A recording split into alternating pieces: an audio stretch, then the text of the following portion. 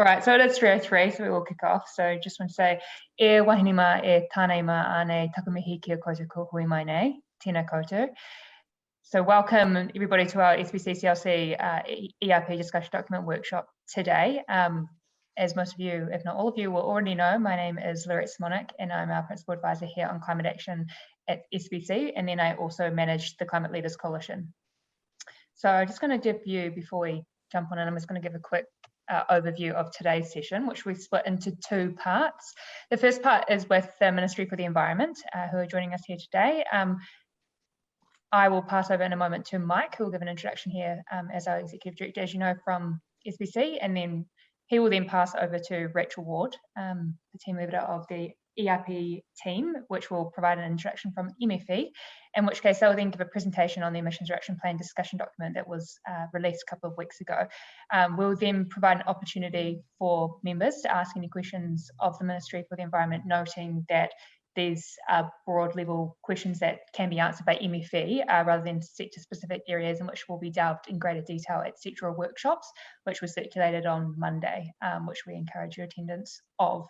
And then I'll provide some closing remarks, which before leading us into part two, which will be a member only discussion on the draft that was, as I mentioned, circulated on Monday. And I'll provide an opportunity to sort of allow the team, including Toby, who's just disclosed some information about Karina, and that you've just met, and Kate will facilitate this session for us, and there will also be another Q&A session which you can provide any questions or answers specifically relating to SBC CLC to us rather than MfE. So I'll just stop sharing my screen and I'll pass you over to Mike, who will provide the introduction. Thank you. Thanks very much, Lorette. And look, welcome everybody, and thank you for taking time out in what I know are increasingly busy Zoom days. We've reverted to type, haven't we? We've gone back to that crazy busyness again. I suppose, first of all, a huge thank you to MfE for making time today to present on this to us. I know you're also flat out, your mid-ERP or ERP discussion document process, which is, I'm sure, very, very busy for you. So thank you for coming today. I also want to acknowledge Toby Stevenson and the Sapre team and other members of that team for the work that they've done on this, and of course, Kate and Lorette have pulled together this first draft. Just a few comments from me, I suppose. In the past couple of times we've run processes like this, by this stage you would have seen a very initial draft. It would probably be 20 slides with some reasonably high level things. Because we're building on work that we've done previously, this is quite a detailed piece that we'll be discussing later. So we're not expecting you to be able to provide us with detailed feedback today. This is really a throat clearing exercise for us to talk you through what that looks like. There'll be lots of opportunity over the next 2 weeks to really get into the detail, so please don't be concerned about that. The second thing I'd just say is thank you to all the membership so far for your engagement on our response to government. It's been fantastic as usual. We've already had some questions coming in, which is brilliant. So keep that coming. If you feel like you're not being heard, give us a call. We'll make sure that gets in there. Obviously, a critical part that we've emphasised in all of our submissions so far, and we'll continue to do so, is the importance of the business-government partnership, which sits within our approach. Our approach with SBC and CLC is not to sort of drop some sort of a document in and then walk away and think that's the end of it. We've done a lot of work beforehand, and we'll continue doing work afterwards to make sure that partnership is a real partnership, it's genuine. We feel that climate action is such a huge topic that it's not really the work of one realm. It's not civil society or government or business that can do it on its own. We need to do it together. So we'll continue to do that, and today is really part of that spirit of that partnership. And really finally, just again, a big thank you to the MfE team for the opportunity today to hear directly from them about their views on where we are currently, where they hope to get to, and I suppose give us some ideas of the sorts of things that they'd like to hear from SBC and CLC as we go through this process. So without further ado then, I will pass over to Rachel to take us through the process. Thank you, Rachel. Hello, Mike. Yeah, thanks very much for the introduction. Lisa Daniel is going to join the call soon, but she's been put into a meeting with the Climate Change Commission, so she's hoping to join around 3:15. But to kick us off, I'll do the introduction.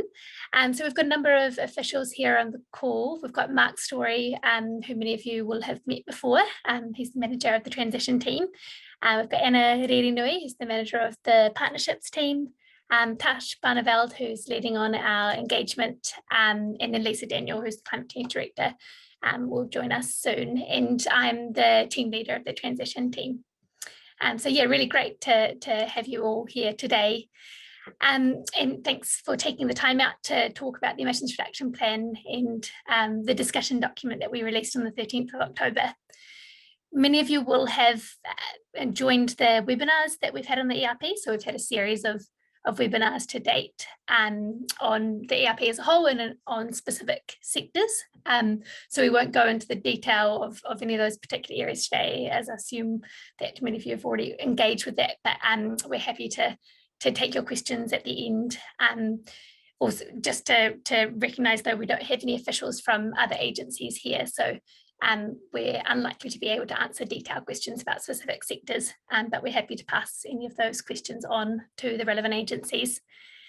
And Mike, just to talk a lot of the points you made, I really want to acknowledge the SPC and Climate Leaders Coalition partnership. We really value working alongside you guys, and we also really value the leadership that you provide on climate change.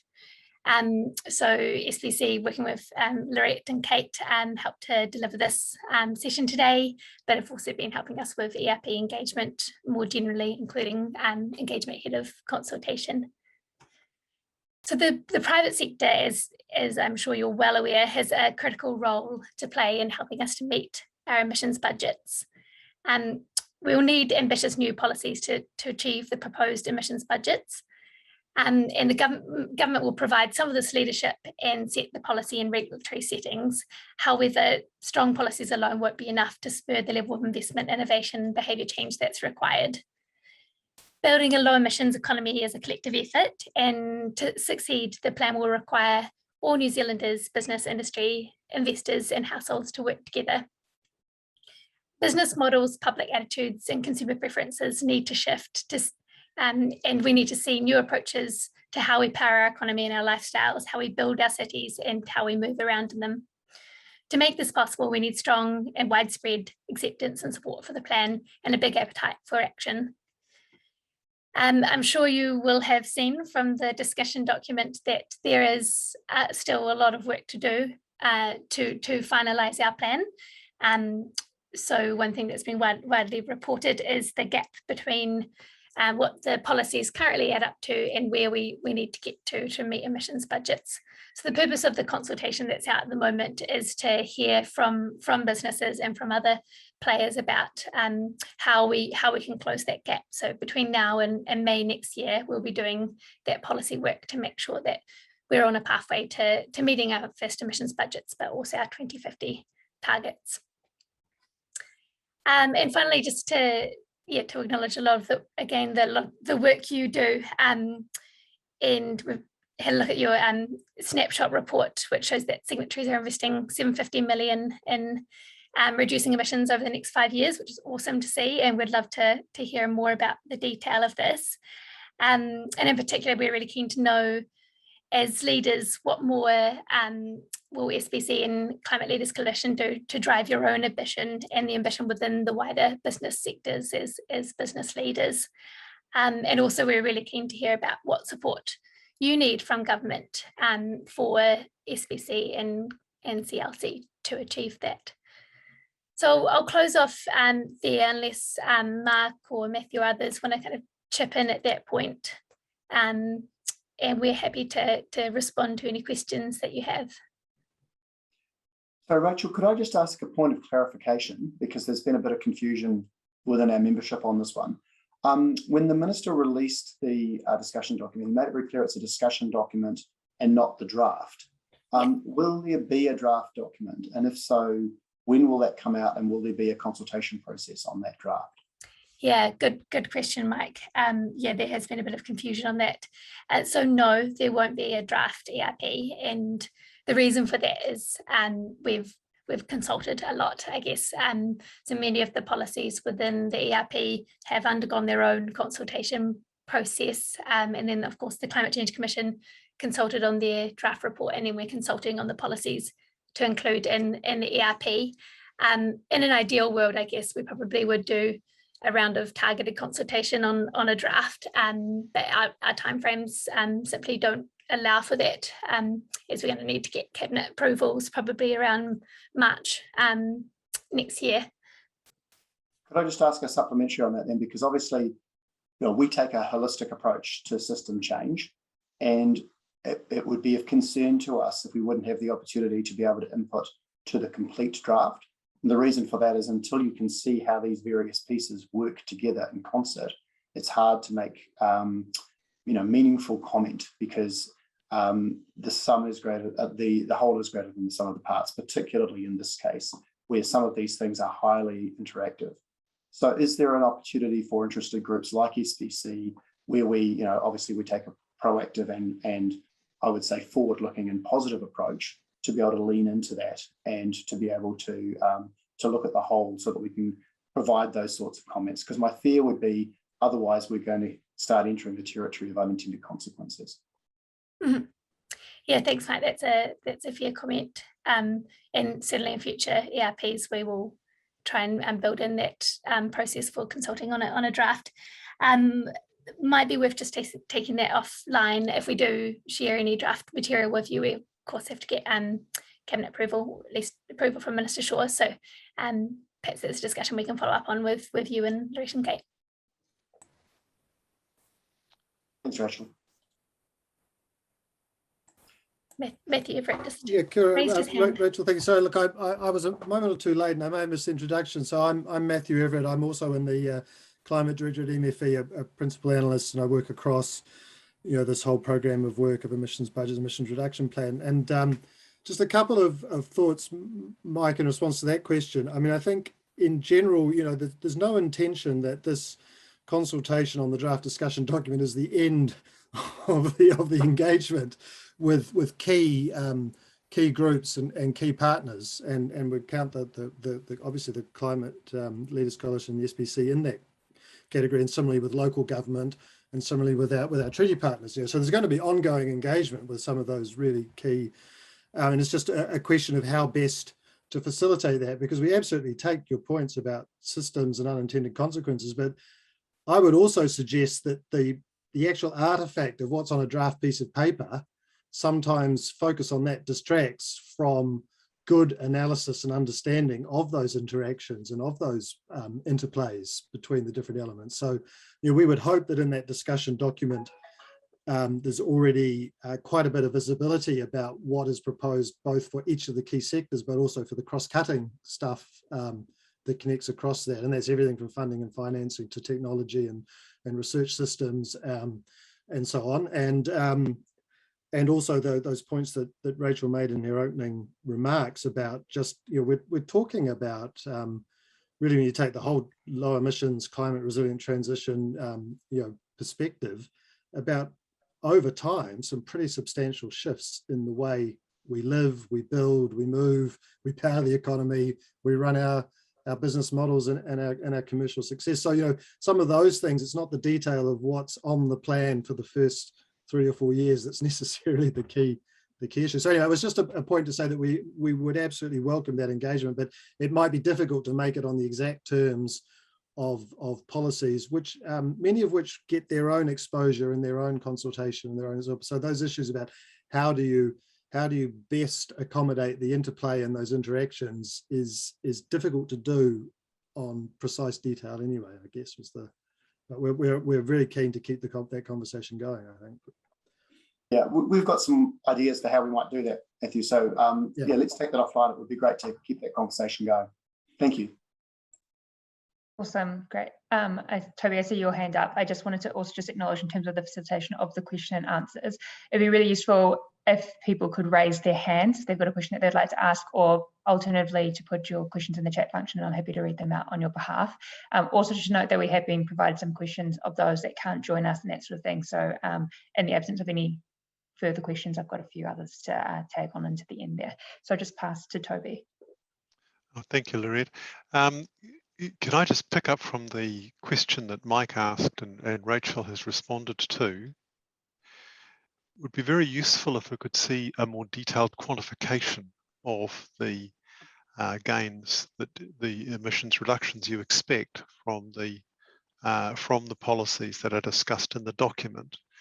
And I'm raising it at this juncture because if there is not to be another consultation on the draft ERP, then it makes it more pressing for us to be able to see those detailed numbers, so we can fit our submission on this document in and have it meaningful for the draft ERP. Yeah, thanks, Toby, for the question. And yeah, Lorette has sent previously through a request asking for those numbers that sit behind the discussion document. So what we have released already is the policies which have been quantified and which haven't. It doesn't, however, provide the numbers for each of those, but just gives an indication of what's included and what's not. And we're working with other agencies to determine what we can share.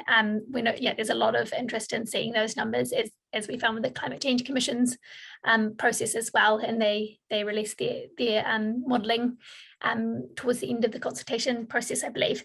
I guess, just to be frank with you, we're running up against issues with agencies being we're having varying levels of comfort with sharing their numbers. So some agencies are willing to hand them over, and others require a bit more persuasion. So we're working through that, and yeah, we'll do our best to share the numbers. Awesome, thank you, Rachel. Matthew, if you want to, Matthew's a bit more across that than I am, so feel free to jump in. Well, again, I just wanted to make the clear that we do have this. So obviously the Commission's demonstration pathway and its analysis of scenarios and its modelling and so on has been well publicised, and you know, that was a very thorough piece of work, and that has been a big input into our stuff. So you know, if there's anything particularly about that, that's absolutely germane to this submission period, and is implicit and explicit in some places in the discussion document, the reliance on that and the use of that. And the other key inputs are the various government projections, and there's some quite explicit account of that. Things like the way forestry intention surveys and so on have been taken into account in considering the emissions budgets. But I guess my question would be in return, I mean, is this a question about wanting to look at, because to be honest, right, all modelling in this space and all numbers have a high uncertainty around them, and that's something else we've been pretty explicit about as well. A lot of the stuff is driven by assumptions, and you know, and we can make those as transparent as we can. But you know, is this a question of wanting to find fault in a acknowledged uncertain modelling base, because you're trying to capture all sorts of technology uptakes and economic factors, and the Commission did a pretty good job of trying to get a handle on all of that? Or is it because, and this is what our hope, that you know, there are players in the private sector, in your groups, who have good new and additional information, and you have that information anyway, regardless of what we had. So again, we would just say contribute in, you know, if there are different or more granular or more detailed models or numerical or quantified takes on things, that's absolutely open for us to receive, so we can factor that in. Yeah, so as Rachel said, we'll do our best to share what we can, but you know, it flows both ways, I guess, is what I'm saying. Yeah. So Matthew, in answer to that question, it's not about critiquing, it's more about understanding. So the way that we'll do it is how we did in our previous two, which is to tote up the amount that we can see that how you've come up to your calculation, and then look for areas where we can add additionality to that. And so it's really important for us to understand how those calculations were made, so that we're not duplicating, so there's no double counting. So it's really important for us to understand how the underpinnings of those assumptions, and basically what how the calculations were made to reach the numbers that you have reached. Because the last thing that's very useful for you is for us just to come out and come back with things that are the same. So we're looking for additionality here. So that's where, and I suppose the second piece would just be it speaks to transparency. I mean, because we have a broad membership, that represents, a good chunk of corporate New Zealand. There is concern at the moment that it's hard to calculate risk here, and it's hard to work out, where those unintended consequences might be, partly because the draft is partial, and so we don't know what the whole will look like yet, but also because we don't understand what the mechanisms sitting underneath some of these assumptions are. So again, transparency is really important to us here, because we're being very transparent in our approach.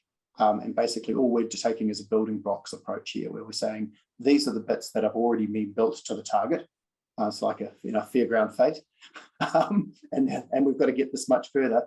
Here's what we think we could add to it. We still think we'll be shy by X, but this is what we think we could bring in. But without understanding what those other building blocks are, that kind of leaves us in the dark. Yeah, well, I think consistent with what Rachel said, given the constraints we're working under with time, I think we would absolutely be open to take that conversation forward offline as well, to see if we can't be a bit able to give a bit more, but let's get a bit targeted about what people are looking for and see what we can do. I think that would be reasonable. Great. Thank you. I see we've just had a question come into the chat function. Thank you, Victoria. I just read that out. Speaking of quantification, it would be great to have some shadow pricing available, particularly past 2025, so that we can be planning for offset costs. For example, if we use a 26% year-on-year increase based on June 2020 to June 2021, it could be as much as $100 in 2025, climbing to 26 each year. We need a guide that we're able to predict in these types of costs, also help with the payback considerations on investment, which is also sort of linked to another question that we also were provided in advance, which was essentially what work has MfE done on shadow emissions pricing, or the shadow price of carbon, particularly out to 2030 and 2050, and is there a way that this information could be shared with businesses so they're able to formulate business cases based on accurate projections? So with Victoria's question, points in mind, and that question, I just wondered if you'd be able to speak to that. There has been some work done on shadow pricing with our colleagues at the Treasury. So this is one of those questions that we probably can't answer immediately on the spot without conferring with them, but we would be happy to talk further about shadow pricing. I mean, the Commission did a lot of their modelling based on marginal abatement costs, which revealed kind of a forward carbon price that's consistent with some of the rates of technology and business change that are in their demonstration pathway model.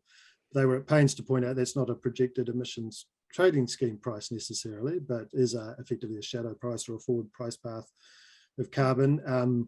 We have done work with the Treasury. It's been important, we think, to build shadow pricing into forward analyses, but no one can provide certainty about what that future path would be. And I mean, the whole point of TCFD type approaches is that all actors in the economy have to start taking their own views on these risks and these issues going forward. But happy to take that conversation forward and talk a bit more about where we are at with shadow pricing at MfE and working with the Treasury.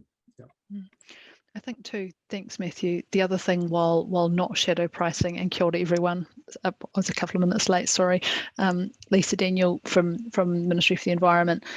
The Commission obviously also gave advice in terms of its proposed ETS settings and the price pathway for the emissions trading scheme, which have been taken forward in the last round of regulatory updates that were undertaken by Ministry for the Environment that cover that period. But it's largely the period that Victoria's pointing to there in terms of the kind of proposed, what the Commission proposed in terms of a forward-looking price corridor for the emissions trading scheme.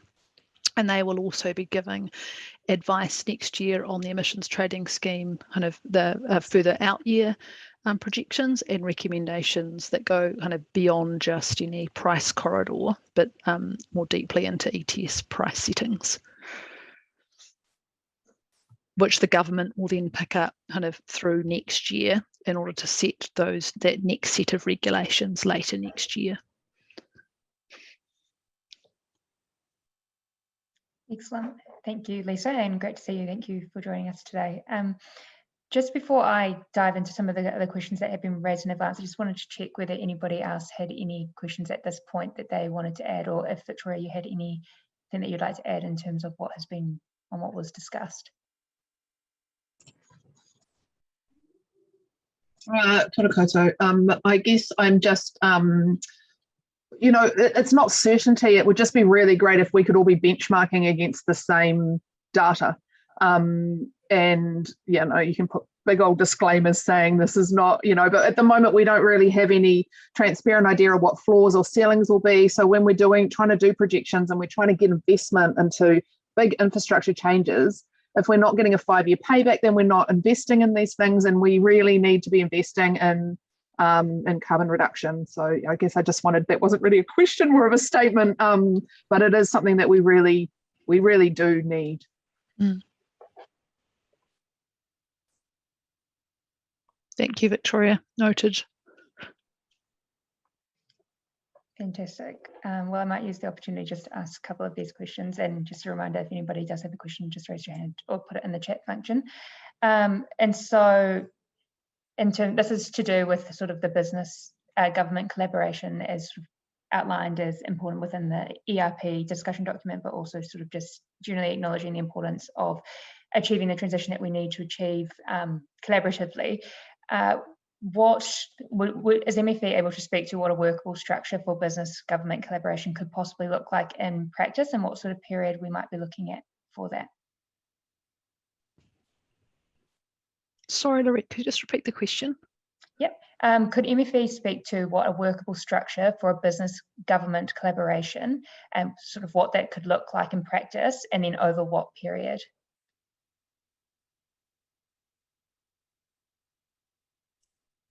Can start speaking to that, Lisa, if you. Sure. I think too, like we're probably open to ideas here, right? In terms of like what, especially Mike, SBC, CLC members actually see as the kind of what a true collaboration could look like in order to be able to really implement change. And we are absolutely up for, and I think specifically in the discussion document, are seeking to understand what are the specific barriers that might otherwise be in the way of business being able to accelerate the pace of change or the scale of change.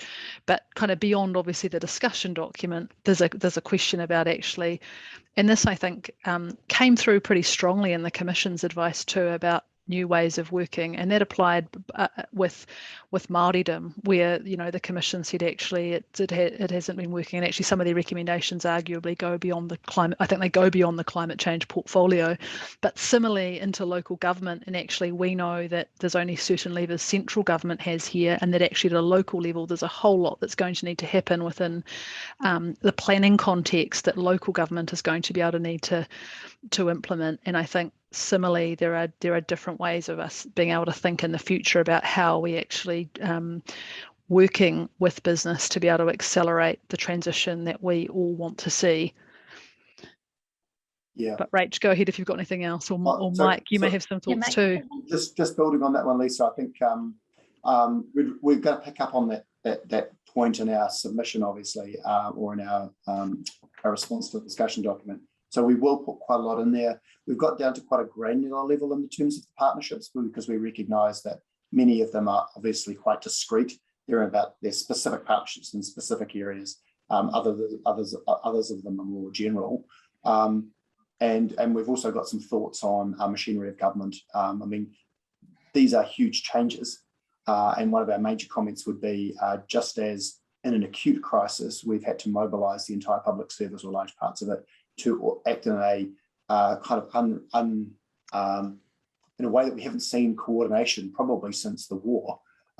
So too, we would argue that with a more long-term crisis, one also needs similar sorts of mobilisation. And so we're building off the back, I suppose, of the lessons of the last 18 months, which is to say, it turns out that things that we thought were impossible are possible if one wants to look at them in terms of being a major crisis. And we would argue that this is a crisis, and of course will dwarf COVID. And so it's worthwhile thinking about what the machinery of government implications are, and how one gets that kind of coordination and leadership and front of mindedness, and how you bake it in so that it transcends the political. Yeah, thanks, Mike. I was going to say a similar point about how we actually set up government to work in partnership with business, because I don't think we're quite really there yet. And just also to acknowledge that this first ERP, well, we would have loved to do a kind of genuine partnership with business and with Māori, and with probably with local government as well to develop it. But because of the timeframes, I guess we're having to kind of get this one out there, but it's going to be critical in kind of setting the framework and how we work together in future. So yeah, hearing the things that you've outlined, Mike, and that Lisa outlined in terms of how government can support business and what the barriers are that we need to remove to support business to reduce emissions, how we work together.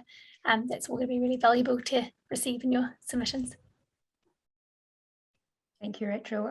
That's really useful, and that sort of is very much linked to this other question, which is around how government will work with business to develop and refine the ERP. So I think that's relating to the sort of conversation that we've already had, but then also looking at potentially what opportunities could be provided once even consultation closes, or when you're working through those submission process and that sort of thing, about potentially what constructive engagement we could continue to provide, acknowledging that that window is very narrow.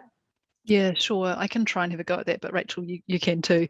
I think while consultation is due to close on the 24th of November, that doesn't mean that that's like a bar to future engagement. In fact, what we do know is we'll be developing, we are developing policies currently across government that will need to continue through December and through the new year too. And we do know that for some of the feedback that we are likely to get through consultation, we will need to continue to engage to be able to form up more concrete policy into next year. So I don't think we don't want to, we absolutely want to be able to continue the dialogue, and actually, especially where we're hearing around, what specific things might need adjusting, that actually we definitely see there's an opportunity for more dialogue and engagement in order to ensure that whatever we're designing up is actually fit for purpose. If I could just add to that, and that doesn't stop when the plan is published, right? It's just a plan. It's the implementation that matters. And as the Commission made several recommendations, working up good partnerships and strategies over the life of the plan to prepare for the next and subsequent budget periods is absolutely critical as well. So it is kind of starting a journey. It was not an end point, I don't think. So we're very absolutely. Yeah. There's almost a need, like we need to be able to ensure that there is continued policy development through that first emissions budget period and on. It's not like it all stops. And I think to Matthew's point too, I mean, a number of the Commission's recommendations were for things like a new energy strategy, or development of a new equitable transition strategy. Now, actually, those things are not going to be set in stone and before the 31st of May. There'll I think be commitments around them, and actually that further work will need to be continue to be done with the people who are close to those issues. Great. And Rachel? Yeah, I just wanted to raise one thing, which is that we're developing case studies as well to include in the final ERP, and we would love to hear case studies from you. So we're planning within the ERP to have case studies related to each of the different sectors and areas of the ERP to demonstrate where businesses and other groups are leading and taking action to reduce emissions. And I guess the criteria for it is to they could be kind of duplicated in some way, or others could learn from them, so they're transferable. They go beyond just an idea. They've started to be implemented. So the consultation form asks, there's a section on it which asks for case studies, but if there is anything else that you're aware of, and if you don't want to go through that process, you can just send them our way, and we'd love to consider them for the final ERP. Awesome. Thank you, Rachel.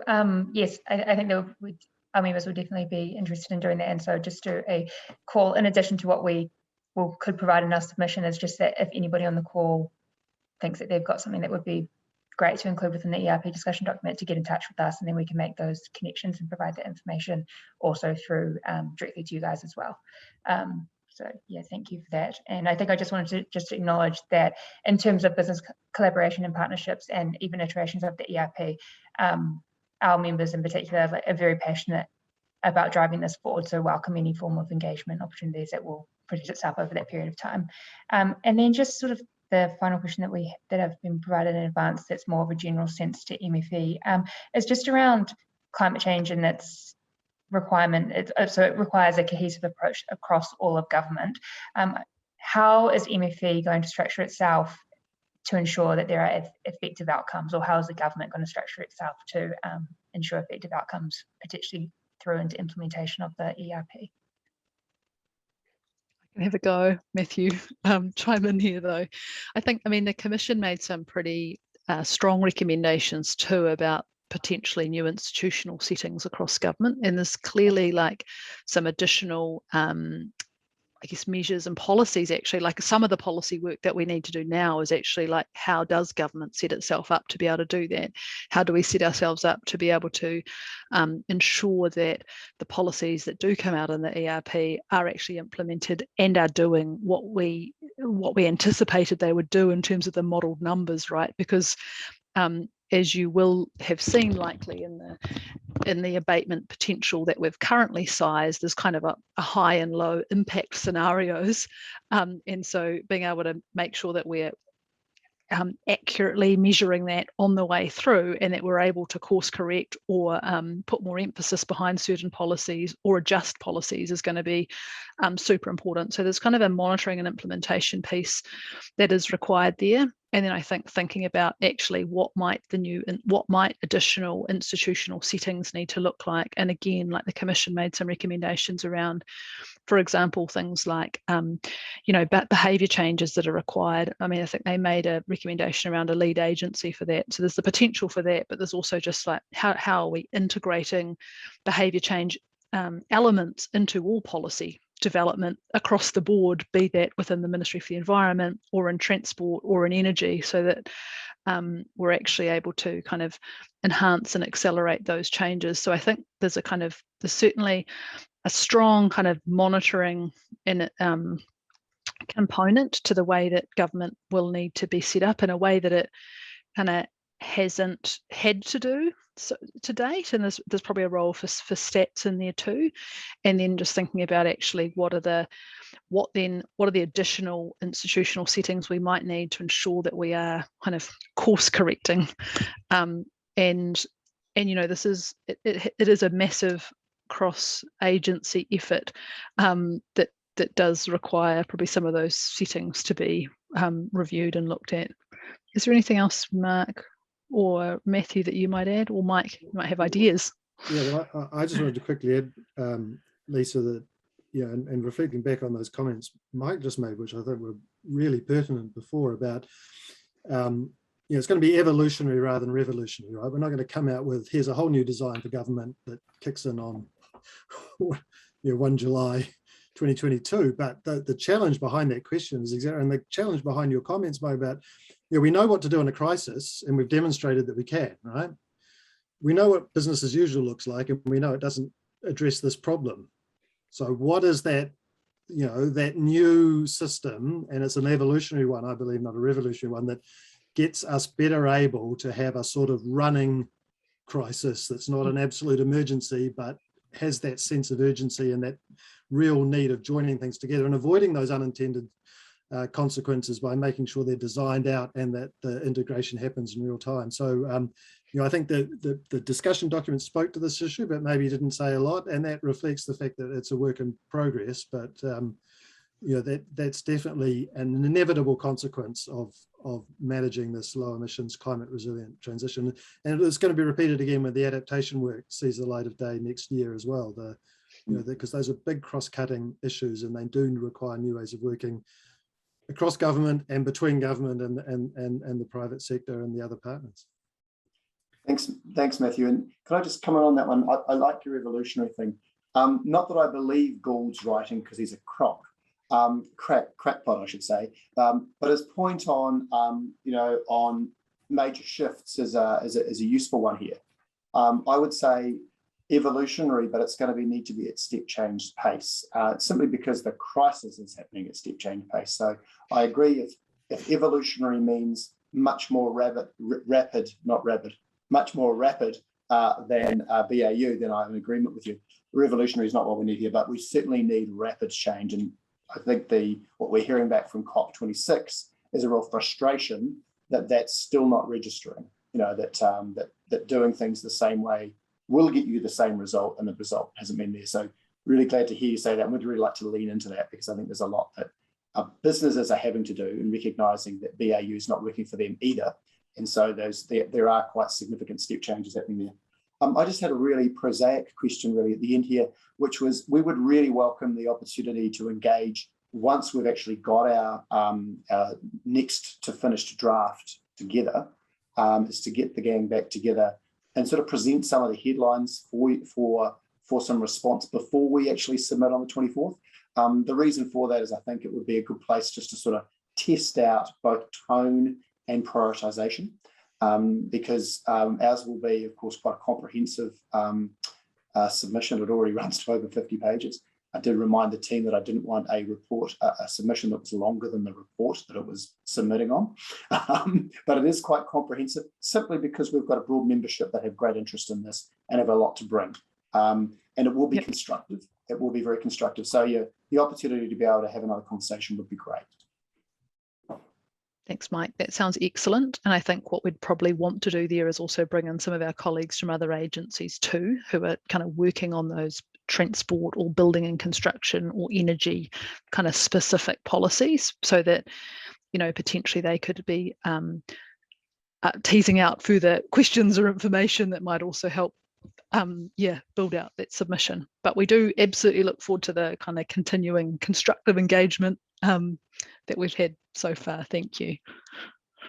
Awesome. I've just had one final question come through, which, acknowledging that we're just about at time, so we might want to take that offline, but I just wanted to raise it anyway. So lots of these changes seem to be in the medium term, not likely to have a major impact in the first emissions budget. Aside from policies, does MfE see projects as having more of a major role in the short-term piece? And is this specifically where we could add the most value currently? So just wanted to gauge your thoughts on that.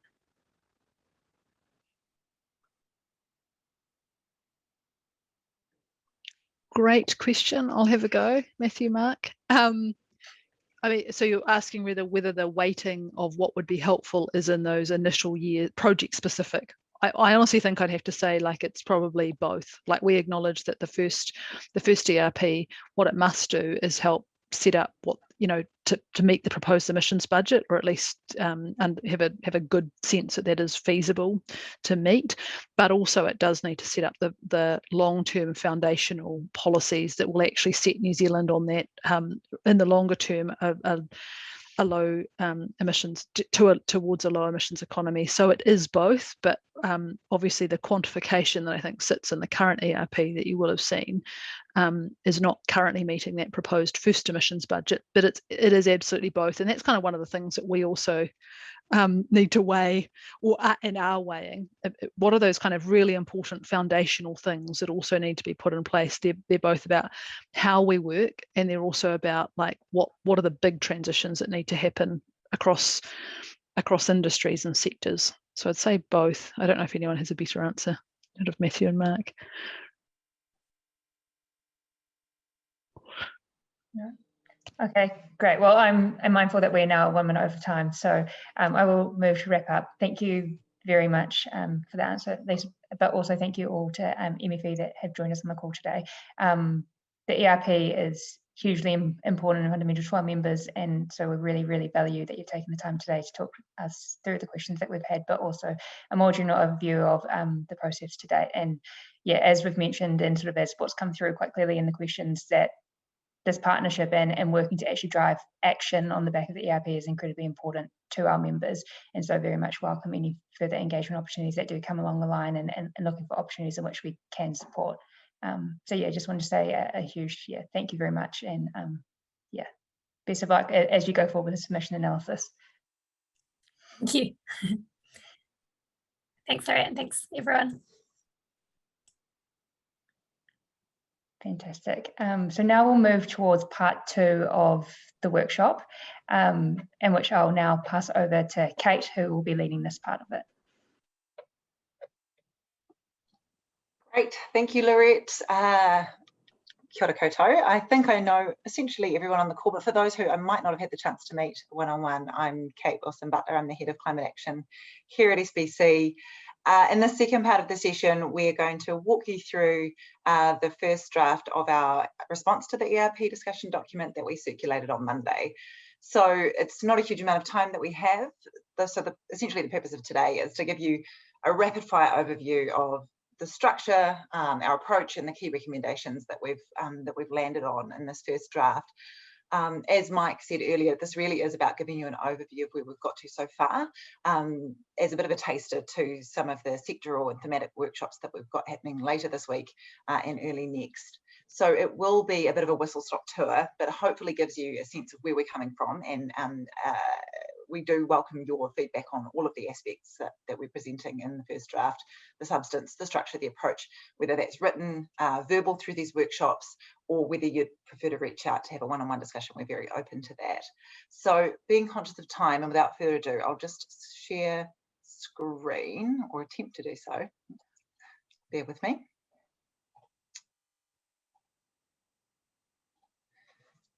Great. So I'll just, yep, there we are. So I'll just give a very quick overview of the structure and the approach that we've taken. I'll then pass it over to Toby and the SAP PRA team to talk about the sectoral parts of the document, and then I'll come back and talk about, I suppose, what we're calling the enabling sections, which are really about I think the title in the document, meeting the net zero challenge and aligning systems and tools. Then we'll have a chance for a quick Q&A, and then we'll wrap up and close. And like I say, anyone who wants to delve further into the detail is more than welcome to join us for the sectoral workshops that are happening later in the piece. So the structure. So this was in the document, so anyone who's read it will have seen this before as well. Basically, as we alluded to in this conversation with MfE just now, the format will follow a very similar structure to the big submissions we've done in the past, most recently the Climate Change Commission submission. And there'll be an executive summary which really tells the story on a page. There'll be a key recommendations table, which will be the key piece that shows the emissions savings and budget implications of each recommendation in terms of public investment. There'll be a body text that responds to the questions asked by the discussion document. We have proposed that we flip the structure on that a little bit and put the sectoral suggestions up first, so that we have essentially the recommendations that will lead to meaningful emissions reductions and help close that emissions gap up front in the document, with the enabling sections next. And then our goal is to append a table with all key recommendations, so that policymakers can essentially take that and use it as a reference point when considering our input. So the approach that we've taken, we've basically, as we've talked about in the initial workshops, and anyone who's read our public messages or participated in the MfE workshops will have seen, the ERP discussion document is a fairly high-level piece. There's a lot of detail that we would have expected to see at this stage that isn't there, including points that we made to the Climate Change Commission and the final advice of the Climate Change Commission that, well, may not have been picked up. They may well be in train in the background, but they're not evident in the discussion document. So we have made those points again. Sometimes there's an additional detail or nuance that we've added there. We've also, where the Climate Change Commission advice went further than our previous submissions, we've picked up on that, where it aligns with our positions. And for new areas where we haven't as a collective expressed a view in the past, we've made a stab in most places at shaping a view for your feedback based on our interactions with you all, and where it's something that we don't feel that we have a collective position on, we've put to you the questions so that we can have that conversation about what we as SBC and CLC together want to say on these issues. So that is our approach. I suppose the thing that I would note is, as Mike said in his comments, it will be a comprehensive document. It is, the ERP is going to be a huge piece of policy, and our members' interests span a broad range of sectors. That said, we are seeking including on the advice of the governance groups of SBC and CLC, to make it as focused and impactful as we can, and targeted at interventions that are going to achieve emissions reductions over and above that which are included in the document, and therefore will help close that gap. That said, it's really important to us that all of our members can read the document and see their voice in it.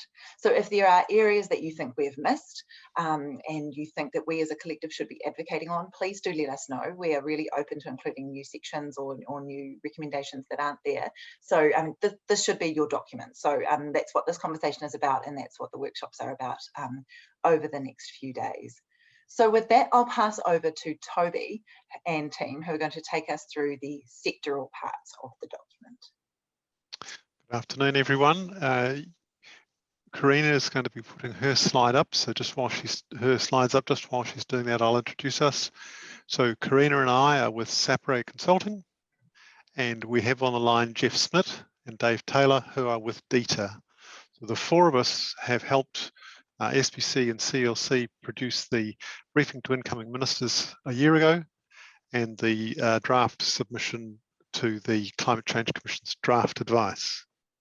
One of the things we've tried to do is to quantify the savings that would be achievable if some of the SBC CLC suggestions had been pursued.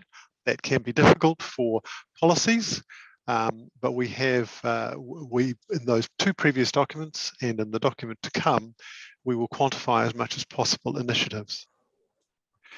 Mike you heard me ask my question about the numbers so far, and Mike said, no, we want to be sure we're additive. And you've just heard Kate say, no, we want to be sure that what we suggest is over and above what's already built in to the modelling. And I just want to echo those thoughts, those sentiments, and say what we're looking for is things we can add to what is already in train. Karina will discuss the transport draft recommendations in the document that you have. I'll then discuss the bioeconomy, energy, industry, building and construction with help from Jeff and Dave. Karina. Thanks, Toby. Good afternoon, everyone. In the transport sector, there are three focus areas. So I've got 3 slides for each of those areas. There's quite a bit of material in the document, so I'm just going to focus on the key recommendations that are over and above what the ERP has suggested and SBC has agreed on. So starting with focus area 1, which is about reducing reliance on cars and supporting people to walk, cycle and use public transport. One of the key recommendations relates to developing a national public transport network, and the ERP discussion document includes quite a few proposals to achieve this, to support the establishment of such a network, and proposals to achieve the network through active travel, accessible urban design, and efficient public transport. I think where our SBC's position in here is that although the individual proposals are welcome, there needs to be a more coherent strategy so that systems level view is taken here. So that linkages can be acknowledged and harnessed amongst all those actions. Another one is that the network strategy needs to be accelerated with more urgency placed on investigating the potential for public transport, walking and cycling in rural and provincial areas. SBC also asks for the scope of the network to be expanded to explicitly include adaptation requirements, an infrastructure plan with clear timelines, and also mode shift plans for interregional travel. For focus area 1, the other key recommendations is around transport pricing system. This is actually not mentioned at all in the ERP discussion document. So, and it was mentioned before in SBC's response to MOT's consultation back in June. So we're just reiterating the recommendation that there needs to be a nationwide road pricing system to future-proof the government's road infrastructure funding source. One way to do this is to integrate this in the Ministry of Transport's Future of the Revenue System project. SBC also asked to specifically consider the feasibility of smart road pricing as part of this pricing system. Focus area 2 is about rapidly adopting low emissions vehicles and fuels. So the ERP discussion document mentioned that a clean car sector leadership group will be, I think it's already been established. And for the way I've read it is it's mentioned mainly for managing the supply of electric vehicles, such as through bulk procurement. So one of the SBC's recommendation is to expand the mandate. So that includes, developing a roadmap that accelerates the transition of the fleet in a way that reflects availability, affordability, and safety of alternative vehicles. And also the mandate to include aspects relating to charging infrastructure and incentives. Speaking of charging infrastructure, that's the other key recommendation. So SBC recommends to accelerate the scoping of a national EV infrastructure plan. It recommends introducing a co-investment subsidy for EV charging infrastructure.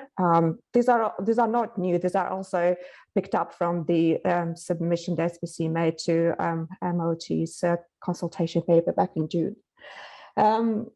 There needs to be greater recognition of linkages between the electricity and transport sectors, for example, consideration for vehicle-to-grid technology, and potentially also a moratorium or some other limitation to any new fossil fuel stations.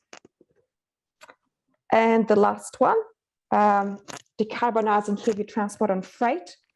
With regards to the emissions reduction target, the ERP discussion document proposes emissions to be in freight transport to be reduced by 25% by 2035.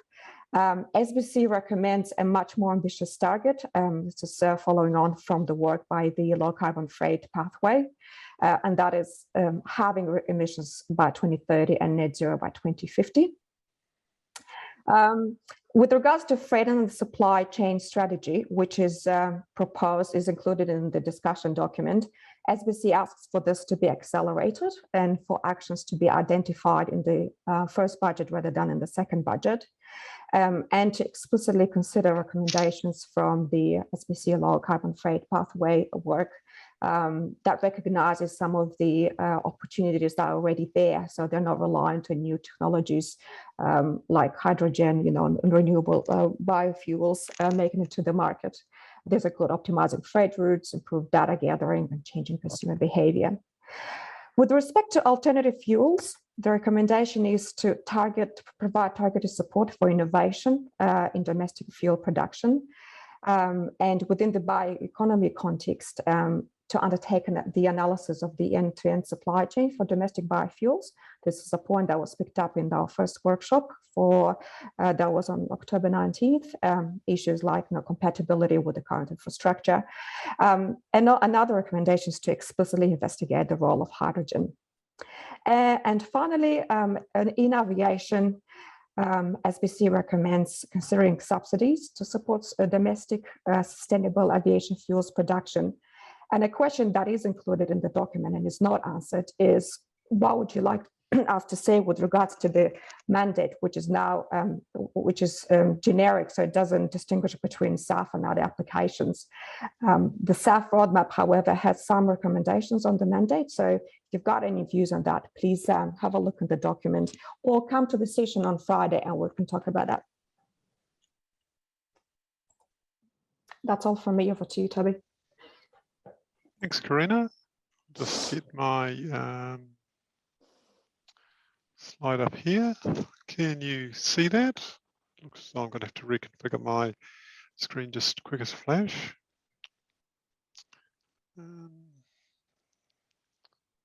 Right, that should come up here on your screen correctly now.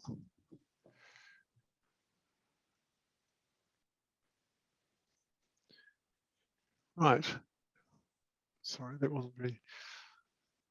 Can you see that? Yep, we can, Toby. Thank you.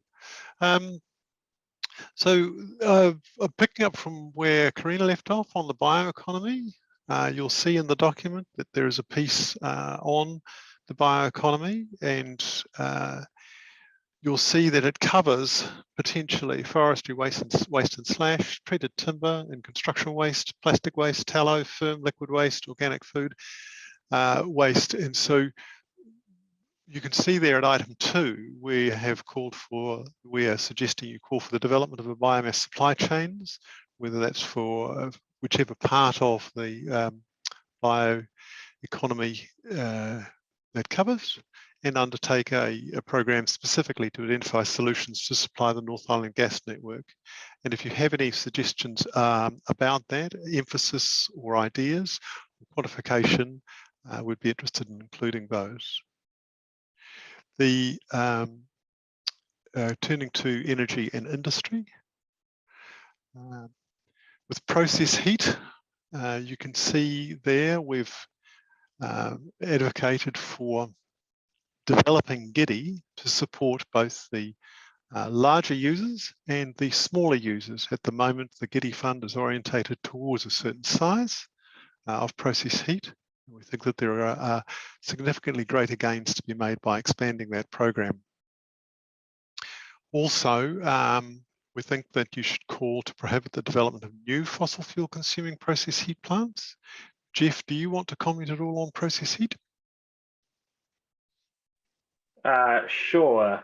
Hello, I can start my video. Hi, guys. Look, I just really want to touch on point number 1. Point number 2 we've discussed in many of these previous sessions.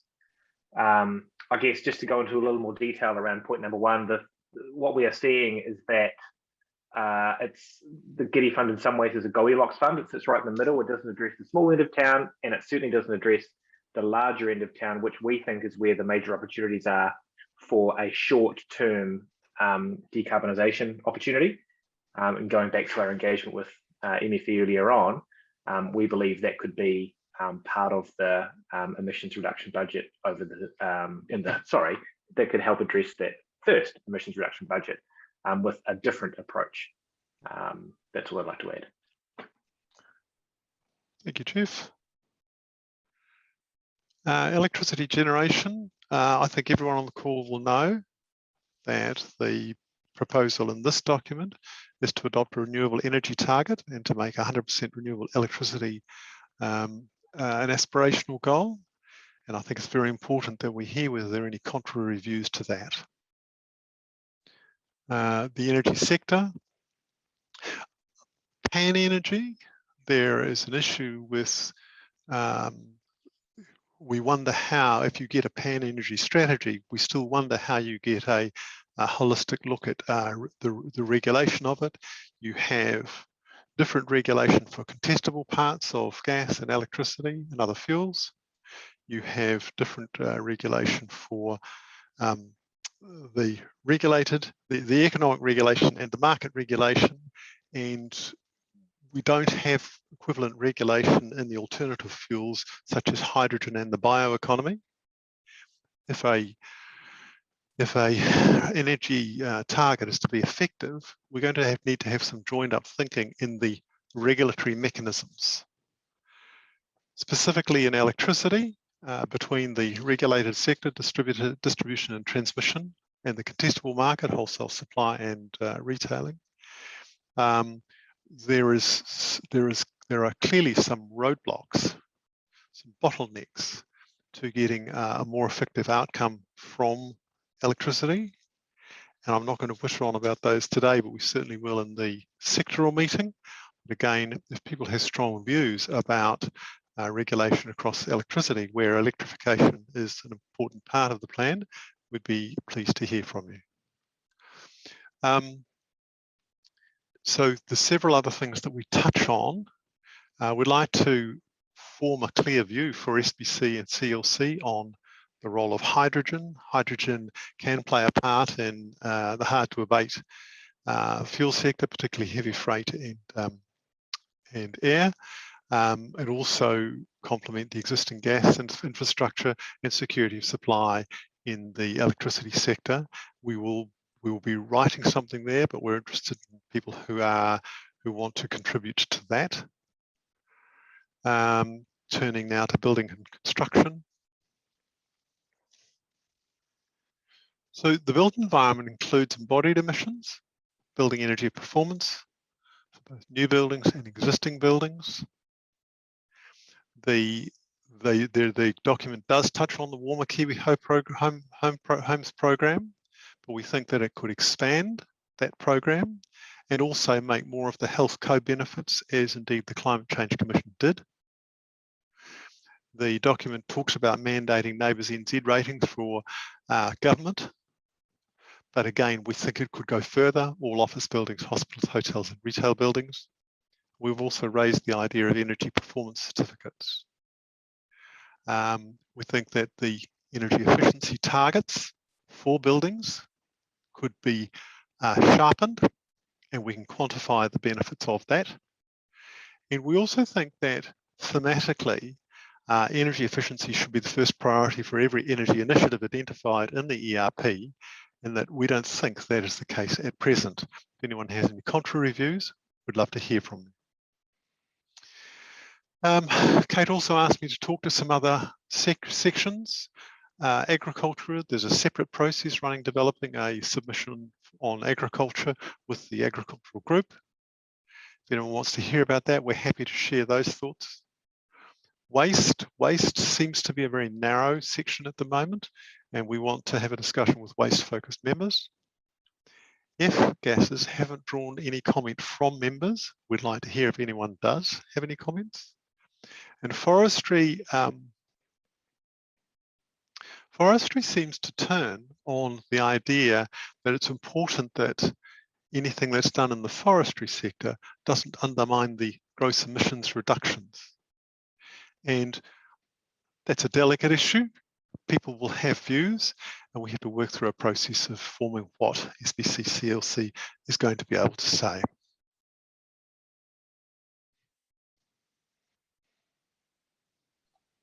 Wonderful. Thank you, Toby. Very impressive that you managed to get through all that in such a short amount of time. I'm now going to do a very short introduction to the approach that we've taken in the enabling section, so that we have a good at least 10 minutes at the end for Q&A. So I'll just bring that up. So I've used the title enabling sections for the two parts of the ERP discussion document that are titled Meeting the Net Zero Challenge and Aligning Systems and Tools. And some of the key areas on which we're seeking your feedback in these sections have already been discussed in the conversation with MfE.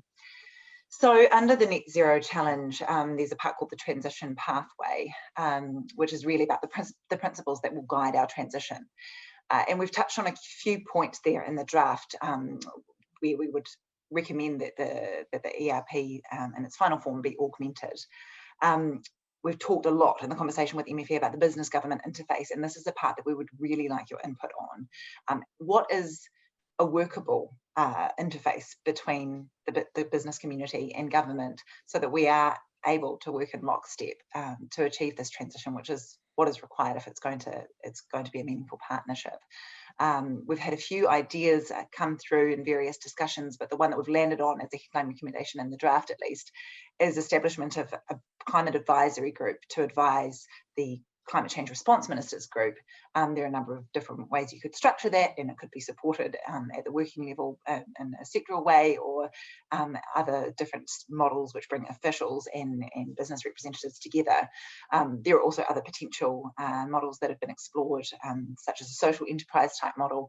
We're really open to your views, and also what you as businesses are willing to invest and commit to as well, because there will be a time commitment at least associated with that. So that's a discussion we'd really love to have with you. And there's a workshop on cross-cutting issues on Monday where this is one of the topics. The other principles we've drawn out there are the role of nature-based solutions. So there's a principle in the discussion document around looking for mitigation solutions that achieve broader environmental benefits. So we've picked up on that. If there's any additional things that we should be taking into account, open to those. And we've really focused too on the need for government and business to work together to develop a credible plan. That's really important in the context where we've got domestic emissions budgets that we don't yet have a plan to meet, as well as now an enhanced nationally determined contribution under the Paris Agreement that is going to be ambitious for us to achieve. We'd welcome your feedback on all of that, as well as the section on working with our with treaty partners. That looks like it's government talking directly to treaty partners, but if our business community has any suggestions for input that we want to make to that section, we would welcome that. The equitable transition section we've talked a lot about, and we will again have a workshop on that on Monday if you'd like to attend. Really, we were quite disappointed with the level of detail in the document about the equitable transition. The Commission made some quite detailed recommendations around this, both in terms of what the strategy, an equitable transition strategy, should take into account and the process to be followed for its development. And we observed in the discussion document that there was a lack of detail there and also a lack of urgency. And so we've got some quite concrete suggestions there in the document for how government could pick up on some of the Commission's good suggestions and take this work forward. So look forward to engaging with you all on that in the workshop. So in the aligning systems and tools section, government accountability and coordination was again talked about in the session with MfE earlier. We've come up with the idea that government could create a centralised unit within the Department of Prime Minister and Cabinet, reporting directly to the PM, a crisis type task force along the lines of that which was set up for COVID. That is an idea. There are probably other ideas. I heard what MfE was saying before about evolution, not revolution, when it comes to the public sector adequacy and capability from a structural perspective to deal with this challenge. So open to feedback from members about what you think about this idea, whether, for example, this could be an interim step to as the public sector organises itself to more adequately respond to the climate challenge. Would really welcome a discussion with you on that. Funding and financing, what we've landed on as our draft headline recommendation is about using public capital to stimulate private investment in emissions reduction outcomes, which is a bit of a no-brainer, and there'll probably be a lot more detail that we can add there, and the Centre for Sustainable Finance and others are doing really excellent work. So we would really welcome, we're going to be engaging with them directly, but we would welcome your feedback as well on how we can augment our funding and financing section, because it was a pretty light on detail with no additional policies suggested through the discussion document, which was quite a surprise to us at least. On emissions pricing, we've got a couple of suggestions there. One I'll come back to, which is about recycling ETS revenue.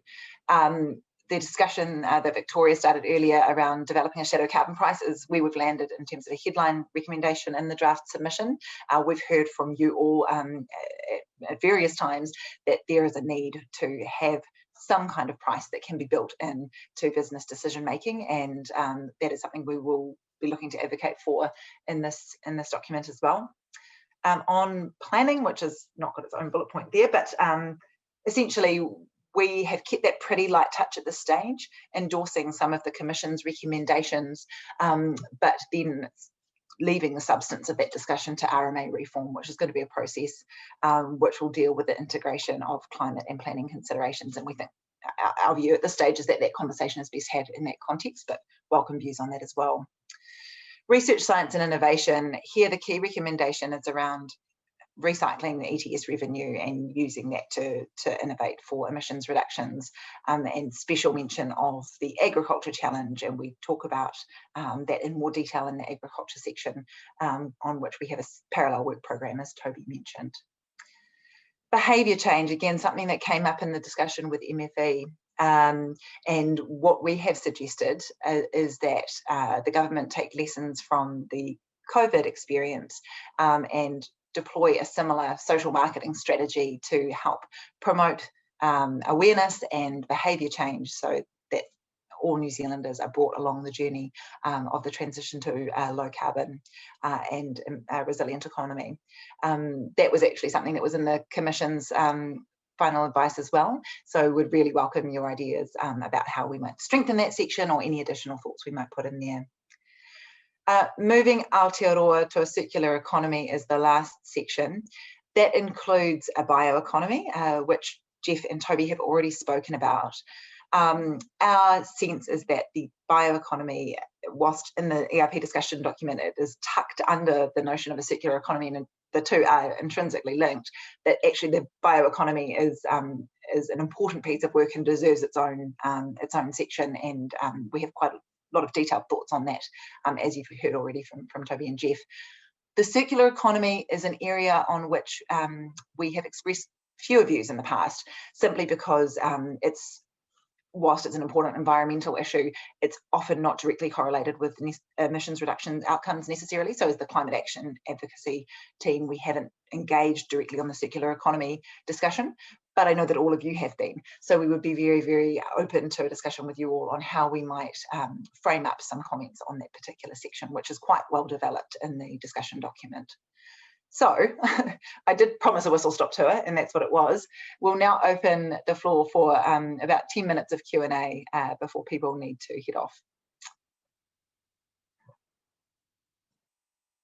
So over to you all.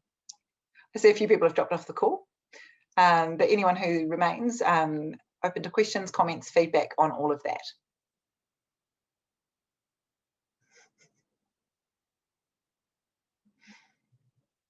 Or if there's nothing, we can all break up and you can have 10 minutes of your life back.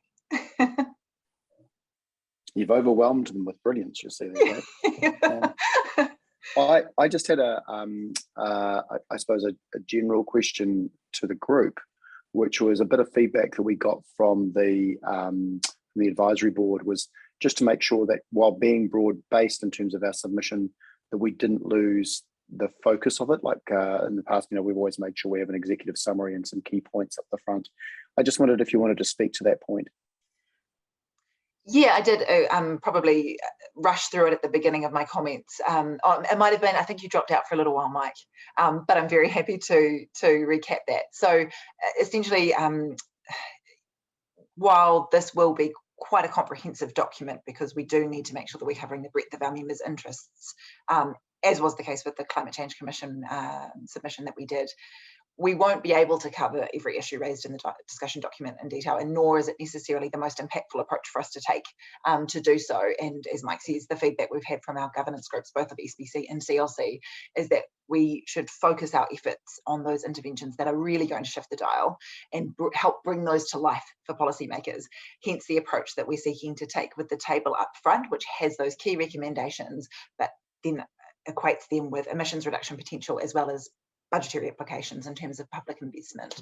But I did put a caveat on that it is very important that each of our members sees themselves or hears their voice in this document, so that if there are issues that we haven't covered that members feel that we as a group should be advocating for, that we are absolutely open to that conversation. Thanks, Kate. Thanks, Mike. Oh, thanks, Louise. I thought that was going to be a question, but it was just saying nice work. So thank you for that feedback. Good. Last call for questions, and if there aren't any, that's absolutely fine. There was a lot to take in, and as I said, there will be the chance for delving into the detail and unpacking a lot of this stuff in the workshops that we've got planned. So last call. I'm not seeing any hands. So with that, huge thank you to all of you who've joined and all of those who've joined and weren't able to stay for the full duration. Thank you to Lorette for facilitating the session with MfE. I thought that was really useful to have their perspective as well. And thanks to Toby and the team. It's as always, you astound us with your ability to cover a huge amount of information in a short number of slides. So we'll look forward to connecting with you all in the coming days, and indeed over the next 3 weeks as we finalise this submission, put it through the crucible of your ideas, insights and expertise, and shape it into something that is really impactful. So thank you all. Talk soon. Thanks, Kate. Thanks, Kate. Cheers. Bye. Thanks, guys.